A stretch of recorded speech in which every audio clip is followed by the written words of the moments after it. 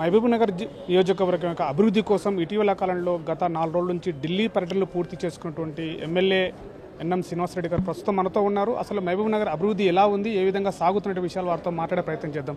అన్న, ఇటీవల కాలంలో మీరు ఢిల్లీ వెళ్ళారు, రైల్వే పనులపైన ఎంపీతో కలిశారు, మాట్లాడారు. కేంద్రం ఎలా సహకరిస్తుంది, కేంద్రం ఎలా సపోర్ట్ ఇస్తుంది, రైల్వే పనులు ఎలా కొనసాగుతున్నాయి, దీనిపైన మీరేమంటారు?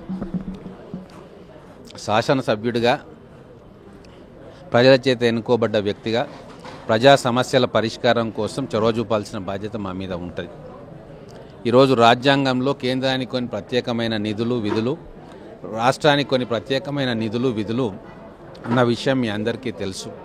కేంద్ర పరిధిలో ఉన్న అంశాలలో కేంద్రంతో మాట్లాడాలి, రాష్ట్ర పరిధిలో ఉన్న అంశాలు రాష్ట్రంతో మాట్లాడాలి. కాబట్టి గౌరవ ముఖ్యమంత్రి గారి దగ్గరికి ఎట్లయితే మేము వెళ్ళి మా సమస్యల గురించి చెప్తామో, కేంద్ర పరిధిలో ఉన్న అంశాల పట్ల కేంద్ర మంత్రులను కలవడం అనేది కూడా మా రాజ్యాంగ పరిధిలో మా విధుల్లో ఒకటి. అందుకే ప్రతి 2 నెలలకు ఒకసారి ఖచ్చితంగా కేంద్రంలో ఉన్న వివిధ మినిస్ట్రీస్లో మన జిల్లాకు సంబంధించిన పనులు కావచ్చు, నియోజకవర్గానికి సంబంధించిన పనులు కావచ్చు, వాటి సాధన కోసం రెగ్యులర్గా వాళ్ళని కలుస్తూ ఉన్నాం. ఖచ్చితంగా ఇక్కడ ప్రజాప్రతినిధి ఎంపీగా కేంద్ర ప్రభుత్వాన్ని నడుపుతున్న భారతీయ జనతా పార్టీకి సంబంధించిన ఎంపీ గారు ఉన్నారు కాబట్టి వారి సహకారం కూడా తీసుకుంటా ఉన్నాం. అభివృద్ధికి పార్టీలు అవరోధం కాదు, పార్టీల వ్యక్తుల మధ్య మంచి సంబంధాలు ఉండకూడదని కూడా ఎక్కడ లేదు. మనం అల్టిమేట్గా మనల్ని గెలిపించింది ప్రజలు కాబట్టి ఆ ప్రజల కోసం అందరూ కలిసి నడవాల్సిన అవసరం ఉంది. ఈ గతంలో 1952 జనరల్ ఎలక్షన్స్ నుంచి 2014 దాకా అదే వరవడి ఉండే.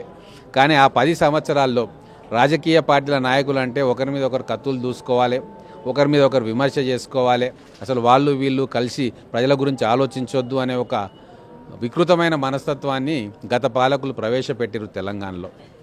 కాబట్టి వాటన్నిటినీ దూరం చేయాలి, అందరూ కలిసి ప్రజల అభివృద్ధి కోసం పనిచేయాలి.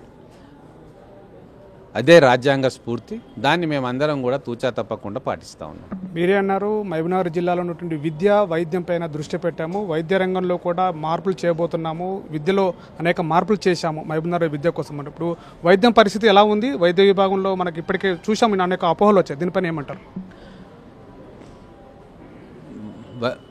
వాస్తవంగా సామాన్య ప్రజలు కార్పొరేట్ హాస్పిటల్స్లో పోయి మెరుగైన వైద్యం అందుకోలేకపోతూ ఉన్నారు. కాబట్టే మా ప్రభుత్వం వచ్చిన తర్వాత అనేక కార్యక్రమాలు ప్రజల కోసం తీసుకున్నాం.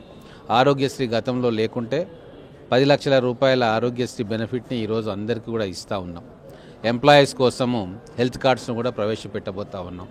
అలాగే ఇన్ఫ్రాస్ట్రక్చర్ మౌలిక వసతులను కూడా గతంలో అనౌన్స్ చేసినారు కానీ అవి రాలే. వాటన్నిటినీ కూడా బడ్జెట్ కేటాయించి ఒక్కొక్కటి పూర్తి చేస్తూ ఉన్నాం.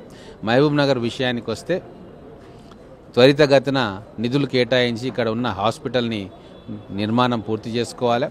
ఉన్న హాస్పిటల్స్లో మెరుగైన వైద్య సౌకర్యాలు కల్పించాలనే ఆలోచనతో ఉన్నాం. గత 2 సంవత్సరాలు విద్య మీద దృష్టి పెట్టినాము, మంచి మార్పులు వస్తూ ఉన్నాయి, ప్రజలు కూడా హర్షిస్తూ ఉన్నారు. ఈ రాబోయే కాలంలో వైద్యం మీద కూడా దృష్టి పెట్టాలని చెప్పి నిర్ణయం తీసుకున్నాం. ఏదైతే ప్రభుత్వ ఆసుపత్రిలో డాక్టర్లు అధికారులు అందరూ కూడా సమన్వయంతో పనిచేయాలా.